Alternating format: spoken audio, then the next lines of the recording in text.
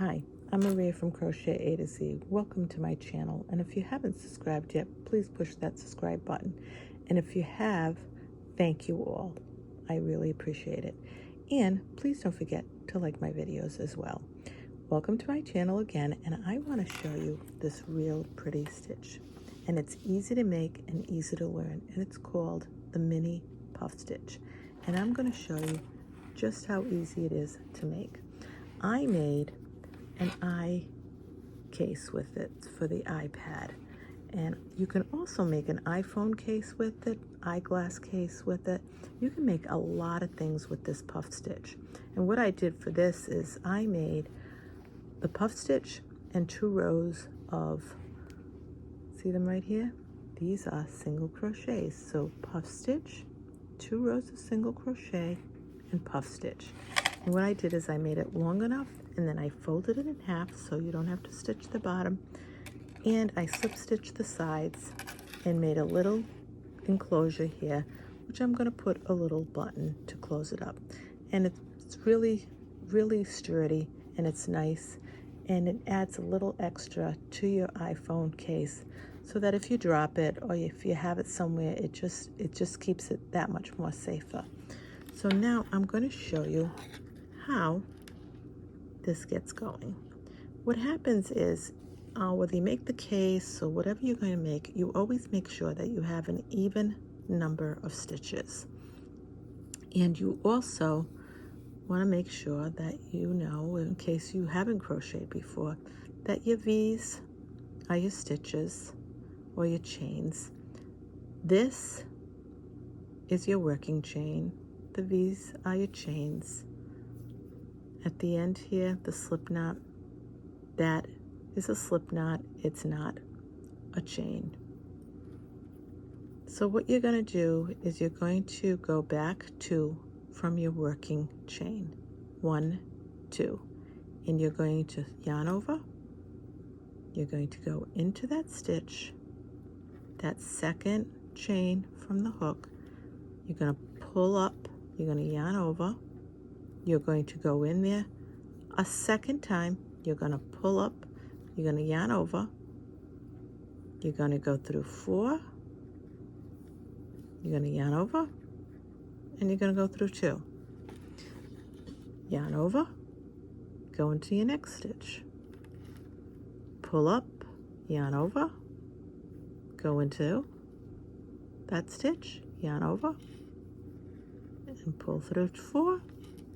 Pull through 2. Yarn over.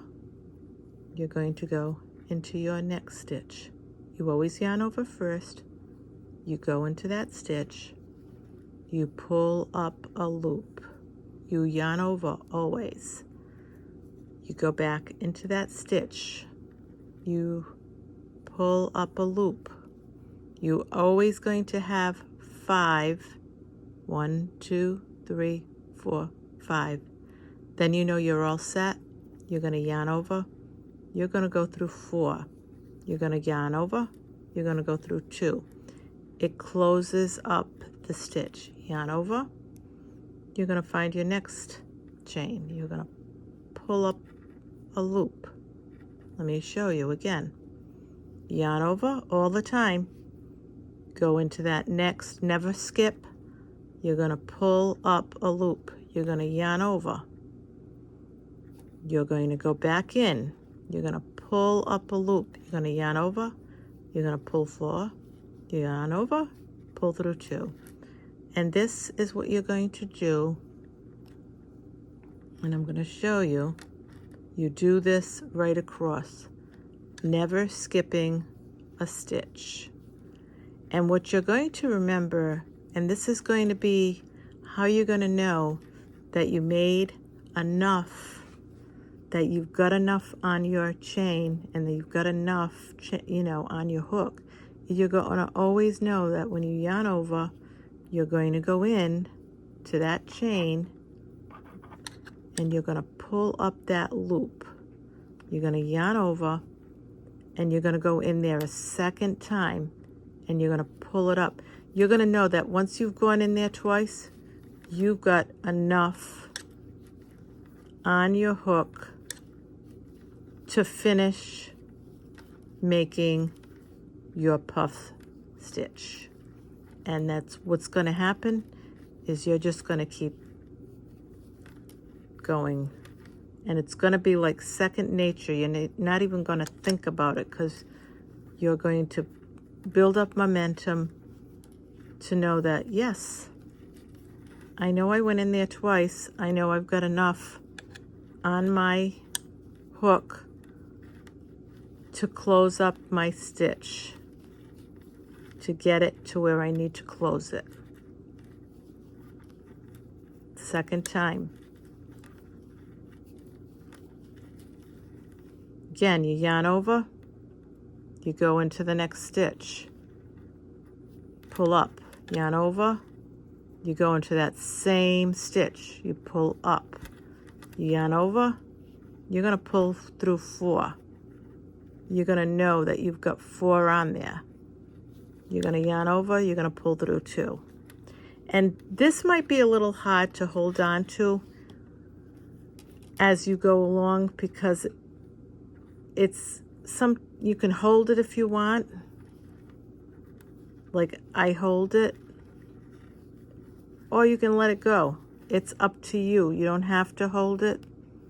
If it makes it easier for you to do it until you get to the end, until you get this first row finished up, that's fine. Whatever makes it easier, because it's not as bulky as the regular puff stitch, but it's bulky enough that until you get that first row in, you know, you want to be able to manage it. And if you don't you're going to know if you haven't done it right, because you're going to know, you're going to say, wait a minute, I didn't go in there twice. So I didn't go into that chain twice. Or you're going to know that, oh, wait a minute, I went through all of them. I wasn't supposed to go through all of them. So if you make a mistake, you're going to know. So here we go. And when you get to the end, you're going to do the same thing. You're not going to change course. You're going to make your same puff stitch right to the last stitch. You don't have to change anything. Your last stitch, there it is. You're going to go in. You're going to pull up a loop. You're going to yarn over. You're going to go back in. You're going to pull up. You've got 5 on there. You're going to go through 4, then you're going to go through 2. And there is your beautiful puff stitch, and it looks the same on one side as it does on the other. Now you want to start your second row.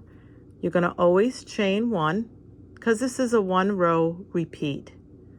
You're going to turn it around. You're going to yarn over. You're going to go in that first stitch. You're going to pull up a loop. You're going to yarn over. You're going to go right back in there. You're going to pull up a loop. You're going to yarn over. You're going to go through 4. You're going to leave 2. You're going to go through 2. And this is what you do for every one that you do. It's a repeat. You keep repeating it. Unless, of course, you decide that you want to add a different stitch to one of your rows, like I did when I made that case. I said, I want to do that, but I also want to do this. And you can do that if you want to make, you know, face cloths with this, if you want to make hot pads with this. Actually really good with cotton, with the cotton yarn, because it's a thick, so it would be nice with that as well. And you can make a lot of different things. You can make a baby blanket with this. And like I said, if you wanted to, you could change up and make the puff stitch and change up and make 2 or 3 different, you know, single crochet rows, and then go back to your puff stitch. The puff stitch, I want to mention that it does eat up a lot of yarn. So if you buy it, your yarn. Make sure that you buy enough yarn for whatever your project may entail.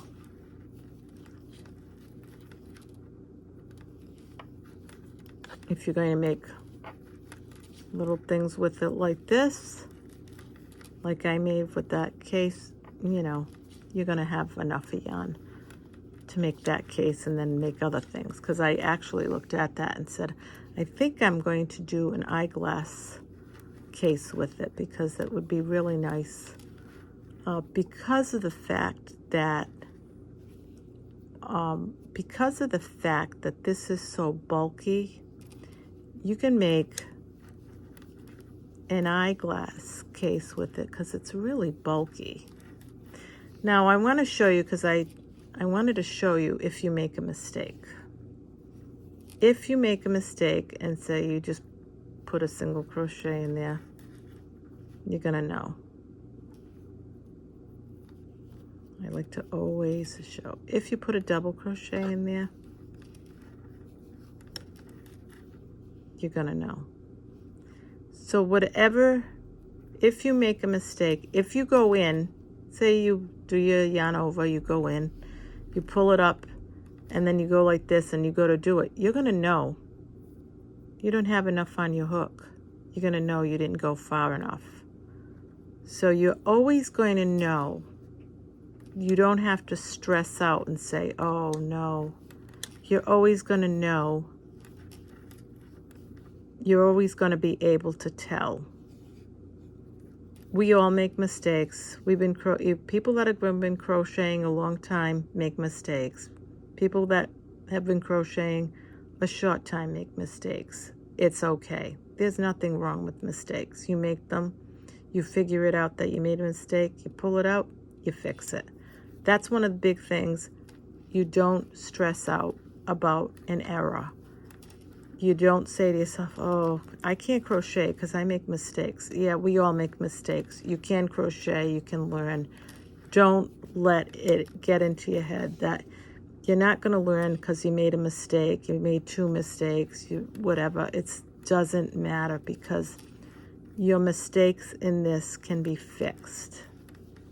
So I don't want you stretching out and, you know, stressing out and saying, oh my God, I can't believe I did this. I can't do this. Yeah, you can.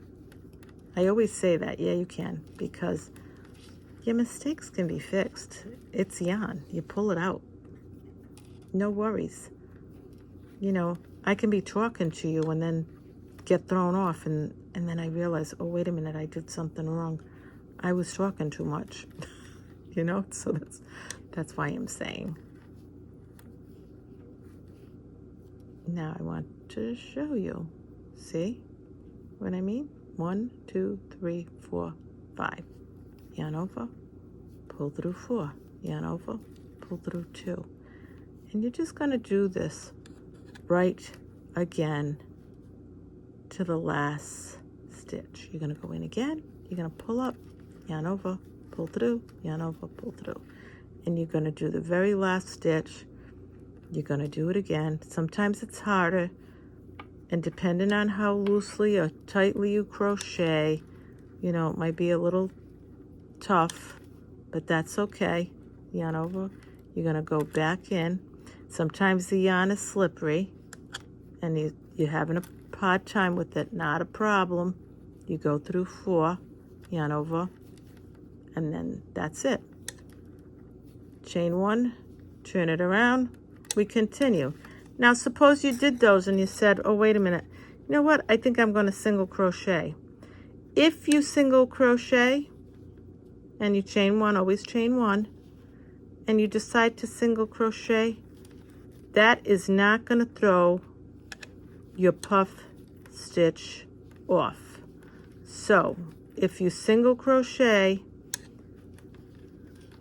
like I did in that pattern, and then I decided that I wanted to do the puff stitch and then single crochet 2 stitches, it's not going to throw you off as far as your puff stitch is concerned, because what you're going to do is you're going to just work and make your single crochets above your puff stitch. I'm going to show you.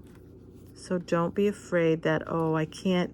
Yes, you can mix your stitches, and yes, you will be able to tell, and I'm going to show you.